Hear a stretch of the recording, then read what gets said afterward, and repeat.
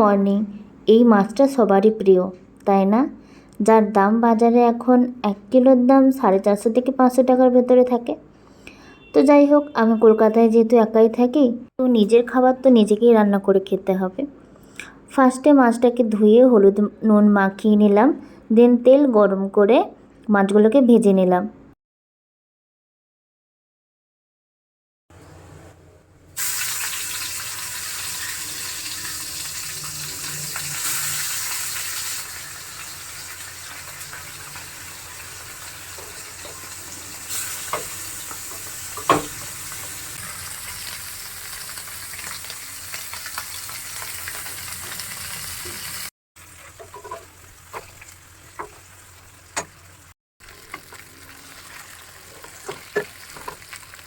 মাছগুলো ভাজা হয়ে যাওয়ার পর মাছগুলোকে তুলে রাখলাম একটা প্লেটে। তারপর গরম তেলে কালো জিরের ফোড়ন দিয়ে দিলাম আর 3টে কাঁচা লঙ্কার ফোড়ন দিয়ে দিলাম। ফোড়নগুলো দেওয়ার পর আগে থেকে আমি পেস্ট করে রেখেছিলাম কালো সর্ষে, তার সাথে একটুখানি জিরের গুঁড়ো আর টমেটো, ওই একটা পেস্ট বানিয়ে রেখেছিলাম, ওই পেস্টটা তারপর দিয়ে দিলাম।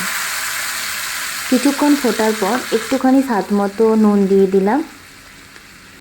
নুন দিয়ে দেওয়ার পর মাছগুলোকে ওই ঝোলটার মধ্যে ছেড়ে দিলাম।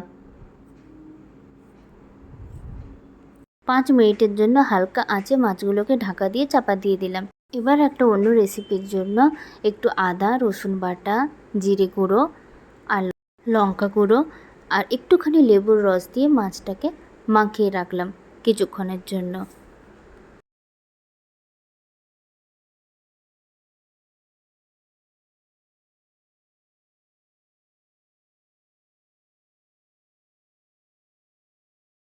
তারপর আমার রেডি হয়ে গেল সর্ষে পমফ্রেট মাছের ঝোল।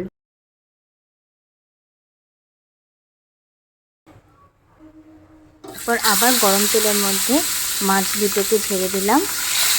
এটা তৈরি করতে চেয়েছিলাম মশলা পমফ্রেট ফ্রাই, বাট এটার জন্য অনেক কিছুই দরকার, কিন্তু অত ইনগ্রিডিয়েন্টস আমার কাছে ছিল না।